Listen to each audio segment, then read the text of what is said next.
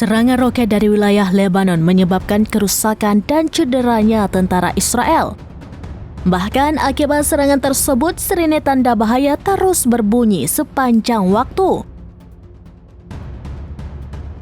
Menyusul serangan roket dari Lebanon, alarm tanda bahaya di wilayah Manara dan Margaliot di Galilea Atas meraung-raung. Dikutip dari The Times of Israel, perlawanan di Lebanon Hizbullah menembakkan lebih dari 25 roket. Roket-roket tersebut menyasar wilayah Karmiel di Al-Jalil. Hizbullah juga menembakkan roket ke arah dataran tinggi Golan yang diduduki. Sejumlah sumber juga mengkonfirmasi sejumlah drone berhasil menerobos wilayah Neit Mordechai di Al-Khalil. Serangan besar-besaran Hizbullah mengakibatkan 15 tentara rezim Zionis terluka. Mereka selanjutnya dilarikan ke rumah sakit untuk menjalani perawatan.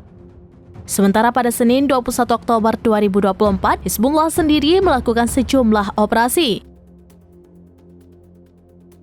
Mereka turut menargetkan tentara Israel yang berada di wilayah Khalawarda, Maron el-Rash, dan Markaba. Kemudian menyerang distrik Zionis Kiryat Shmona, Pangkalan Bet Hillel, dan Al-Malkiyah.